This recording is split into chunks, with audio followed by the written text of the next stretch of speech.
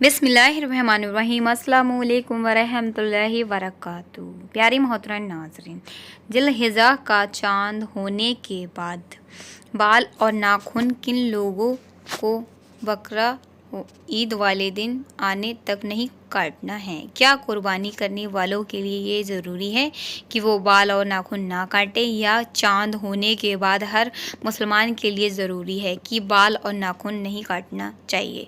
और बाल और नाखून कब से लेके कब तक नहीं काटना है? ये वो मसला है जो बहुत ज़्यादा अब पूछा जा रहा है। तो सारे मसलों का इंशाल्लाह जवाब आपको कुछ ही मिनटों में मिल जाएंगे। सबसे पहली बात तो ये समझ लीजिए, हदीस से ये पता चलता है कि अल्लाह के नबी सल्लल्लाहु अलैहि वसल्लम ने फरमाया कि जो शख्स कुर्बानी करने का इरादा रखता हो तो उसके लिए बेहतर ये है कि जब जिल्हिज़्ज़ा का चाँद नज़र आ जाए तो वो चाँद नज़र आने के बाद से लेकर कुर्बानी करने तक अपने बाल और नाखून ना काटे। तो ये बात समझ लीजिए कि जो लोग कुर्बानी करने का इरादा रखते हैं उनके लिए ये मुस्तहब अमल है कि वो चाँद हो जाने के बाद से लेकर ईद उल अज़हा आने तक, और ईद उल अज़हा आने का मतलब ये है कि कुर्बानी करने तक वो अपने बाल और नाखून ना काटे।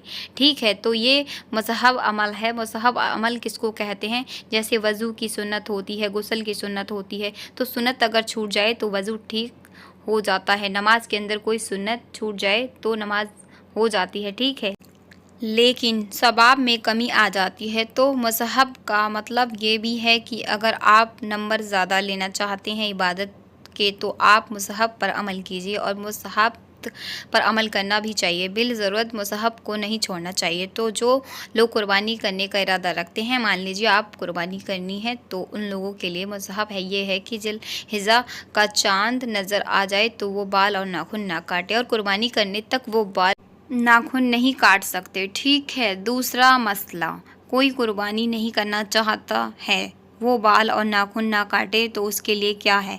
उसके लिए कोई ज़रूरी नहीं है वो अगर बाल और नाखून ना काटे और हाजियों के मुसहब इख्तियार कर ले, क्योंकि हाजी लोग जो होते हैं ना, वो हज मुकम्मल होने तक क्या उम्रा करने वालों को आपने देखा होगा, बाल और नाखून नहीं काटते तो उनको भी कुछ ना कुछ सवाब मिल जाएगा। लेकिन ये जो अमल है मुस्तहब, ये उन लोगों के लिए है जो कुर्बानी करने का इरादा रखते हैं। ठीक है, अच्छा, अब जिल्हिज़्ज़ा का चाँद कब नज़र आ रहा है तो ये भी आप समझ लीजिए।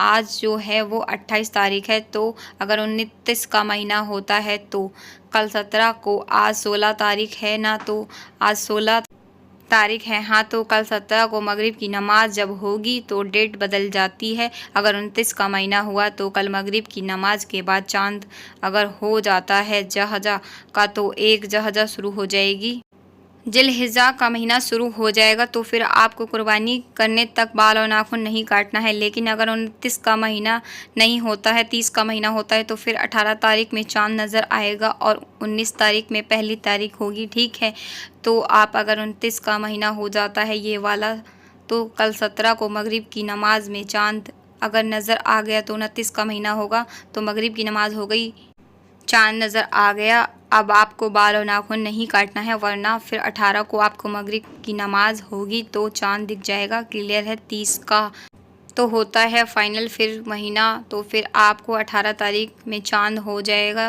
तो मगरिब की नमाज से पहले पहले बाल और नाखून काट लीजिए, फिर आप कुर्बानी करने तक बाल और नाखून ना काटें। अच्छा, बहुत सारे लोग वो होते हैं, देखिए 40 दिन ये लास्ट टाइमिंग है उन लोगों के लिए जिन्होंने अपने बाल और नाखून ना काटे हों। बाल चाहे बगलों के हों, शर्मगाह के हों, है ना, बाल और नाखून 40 दिन के बाद, अगर 40 दिन से ऊपर टाइम हो जाता है तो हुक्म ये है कि वो शख्स गुनाहगार होगा। हर हफ्ते बाल और नाखून काटना चाहिए, वरना 2 हफ्ते बाद, वरना 3 हफ्ते बाद। लास्ट डायरेक्शन है 40 दिन।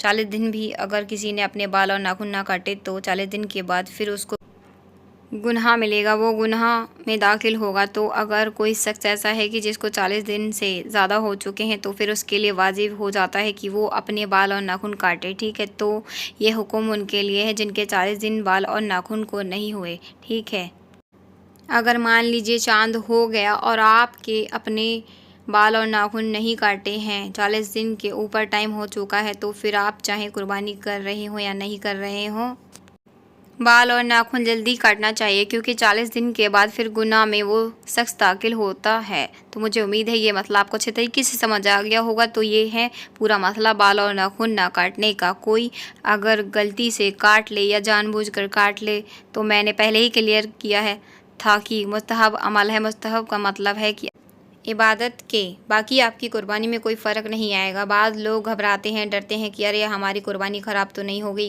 कहीं हम भूले से हमने नाखून काट लिया, बाल काट लिया। तो घबराने की बिल्कुल ज़रूरत नहीं है। ये मुस्तहब अमल है, कर लोगे तो बहुत अच्छी बात है। अगर छूट जाता है तो कुर्बानी में कोई फ़र्क नहीं आएगा। ये इस वीडियो को शेयर करें, दूसरों तक पहुँचाएँ ताकि दूसरों को भी फ़ायदा हासिल हो, दूसरों को भी इल्म हासिल हो। जब तक लोग इस वीडियो से फ़ायदा उठाते रहेंगे, आपको और मुझे इसका सवाब मिलता है रहेगा। तो वीडियो को सदका ज़रिया शेयर करें और वीडियो आपको अच्छी लगी हो तो लाइक करें, वीडियो पसंद आई हो तो कमेंट करें और आपका कोई भी सवाल तो मुझे कमेंट करें, मैं इंशाल्लाह आपको रिप्लाई ज़रूर दूंगी।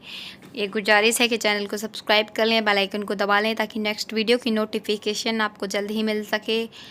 अल्लाह पाक आपकी दिली हाजतों नेक दुआओं को कबूल फरमाए। हम सबको अल्लाह नमाज पढ़ने की तौफीक दे, दीन के रास्ते पर चलने की तौफीक दे। अल्लाह पाक हमारे ईमान को पक्का रखे, हमारे नफ्स को अपने काबू में रखे। तो वीडियो को सदका ज़रिया शेयर ज़रूर करें। चलिए अपना ख्याल रखिए, मिलते हैं आपको नेक्स्ट वीडियो में। जब तक के लिए अस्सलामु अलैकुम व रहमतुल्लाहि व बरकातहू।